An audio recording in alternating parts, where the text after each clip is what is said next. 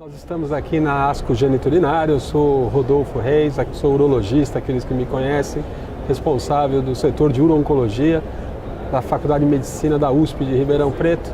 Estou aqui hoje com meu amigo João Vitor Savajoli, que é um dos maiores especialistas em radioterapia no Brasil, responsável pelo setor de radioterapia do HCOR e do ICESP, na área de urologia, de uro-oncologia. Tudo bom, João?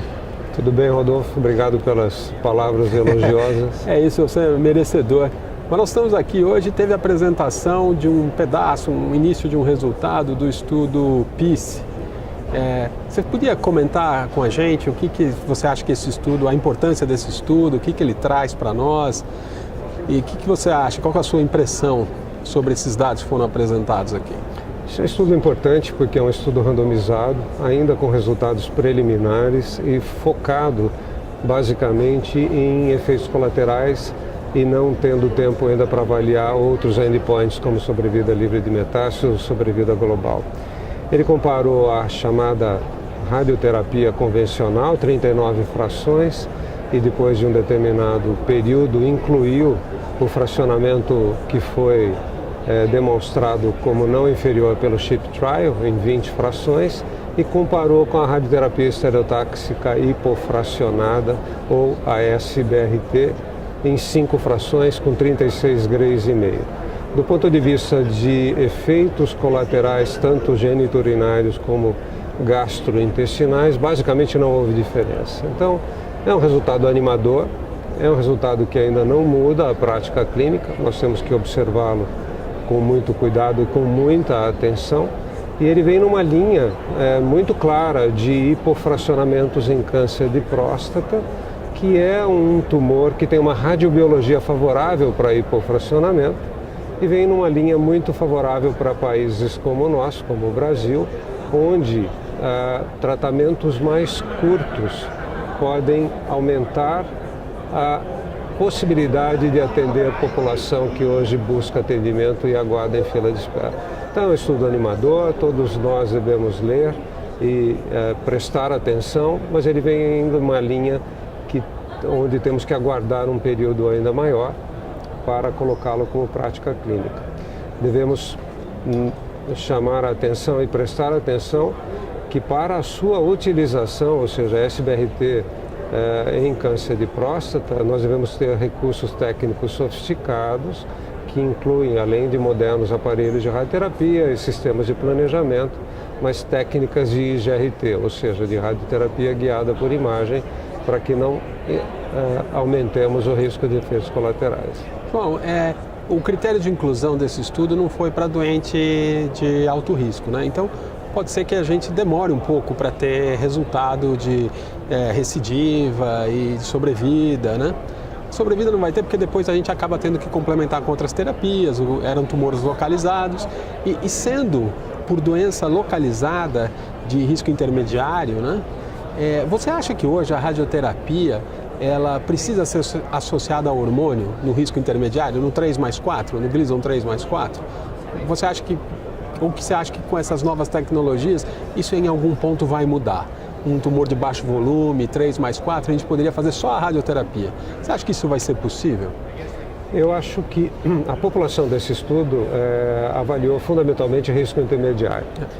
E nós sabemos que o risco intermediário pode ser dividido em 2 grupos, o favorável e o desfavorável. No favorável, eventualmente, podemos abrir mão da hormonioterapia associada à radioterapia, e no desfavorável, tradicional, é a hormonioterapia por 4 a 6 meses.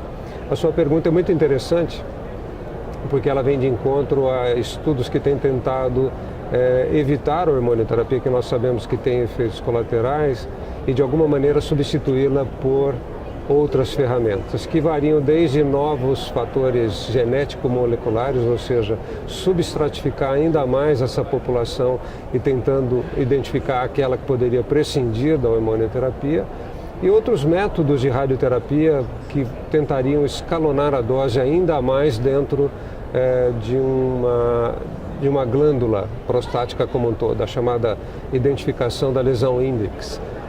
Isso pode ser feito através de técnicas modernas de radioterapia externa, da combinação com bracterapia e assim por diante.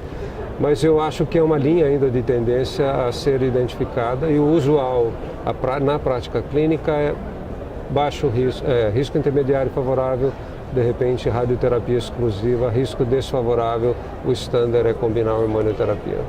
Deixa eu te perguntar uma coisa, você teria medo ou receio de indicar esse hipofracionamento com uma dose, né, mais alta por sessão para um indivíduo que já foi submetido a uma RTU de próstata?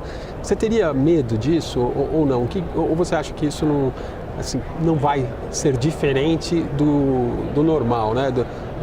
Das frações normais que a gente costumava dar, 30 dias? Quando esses estudos foram desenhados, um dos critérios de exclusão era a RTU prévia. Depois passou-se a chamar a atenção para, olha, identifique quão grande ou quão extensa foi a RTU. Hoje a maior parte dos estudos incluem pacientes com RTU prévia, desde que eles não tenham efeitos colaterais desencadeados por essa RTU, como retenção, como incontinência, como urge-incontinência. De modo que, na minha opinião, eu não teria receio hoje de incluir um paciente com RTU. Você incluiria sem problema. As técnicas hoje conseguem, teoricamente, preservar a uretra, você dá uma dose menor, até se for necessário, periuretral, né? Se você achar que for necessário isso, se o tumor for mais periférico, isso é possível, você realmente desenha para cada paciente esse plano terapêutico ou não? A proteção da uretra é possível.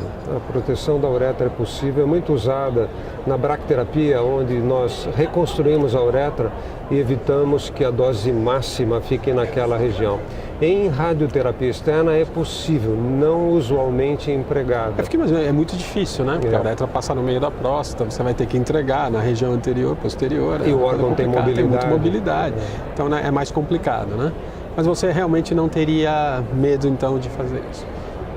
Continuando nesse seu ambiente da radioterapia, a gente trabalha junto, urologistas, uro-oncologistas, tem surgido com uma certa interesse, né, o que já é uma realidade para outros tumores, esse sniper, né? São pacientes que teoricamente oligometastáticos. Se você tratar essas lesões diretamente com radioterapia, pode ser aqueles pacientes que já tiveram tratamento no tumor primário, a gente talvez conseguiria adiar o emprego da hormonioterapia, teria alguma coisa assim. Qual é a sua opinião sobre essa revolução, que seria uma revolução, né, para nós? Como é que você está vendo isso? Isso é uma linha crescente na literatura atual, não só em próstata, mas em outros tumores, como melanoma, tumor de rim e assim por diante, que é o tratamento da oligometa, ou do paciente oligometastático, o tratamento do primário e o tratamento do sítio secundário, quer linfonodal, quer ósseo. Tem sido crescente o interesse por essa ferramenta, combinada ou não com outros tratamentos sistêmicos predominantemente. E existem protocolos focados em, através do tratamento ablativo com radioterapia no primário e oligometástase, adiar a introdução da hormonioterapia, muito interessado em qualidade de vida, dentre elas vida sexual, disposição para o dia a dia. É crescente, como eu falei, esse interesse, tem que tomar cuidado e não usar a ferramenta porque dispomos da ferramenta com entusiasmo desnecessário, mas através de discussões multidisciplinares e individualizar o paciente, eu acho que é uma ferramenta muito interessante. Devemos lembrar, inclusive, o interesse pela radioterapia como imunomodulação, ou seja, você atuando num foco secundário poderia estar inibindo o desenvolvimento de novos focos metastáticos e, além do que, estimular a defesa do paciente a agredir as células remanescentes. É muito interessante, é um assunto longo Bom, para terminar aqui o nosso assunto, foi publicado ano passado, né, o tratamento um braço do Stampede com radioterapia no tumor primário e depois uma análise de subgrupo, né, mostrando que realmente teria uma vantagem se tratasse o tumor primário para quem tivesse uma carga metastática menor. Como é que você viu esse trabalho e se você acha que isso deve ser o standard of care Eu dou minha opinião, eu vou dar antes para a gente não entrar em conflito. Eu acho que ainda não é o standard of care, eu acho que foi uma análise de subgrupo, eu acho que tem uma série de deficiências, mas esse fascínio de tratar o tumor primário talvez seja dentro daquilo que você falou da imunomodulação. Eu acho que a gente não está pronto ainda, eu acho que o dado ainda não é tão forte quanto eu gostaria que ele fosse. Eu concordo, eu acho que para a chamada mudança da prática clínica nós devemos ter um certo cuidado. Os fracionamentos que foram usados no Stampede foram fracionamentos que hoje a gente teria oportunidade de selecionar melhor. Mas é aquele trabalho que eu digo para os meus residentes, leia antes que o seu paciente leia, porque ele de fato vem e vai alterar a prática clínica, apesar que eu ainda acho hoje somente para pacientes muito selecionados. Eu concordo, eu acho que ainda não é o momento de alterar a prática clínica com isso, eu acho que nós tem uma série de deficiências que a gente, uma próxima entrevista pode falar em detalhes, e eu agradeço então a oportunidade de estar com o meu amigo, eu acho que foi muito esclarecedora a entrevista sobre esse ponto da radioterapia que faz parte do tratamento multimodal do câncer de próstata. Obrigado. Obrigado, Rodolfo, a oportunidade. Tá.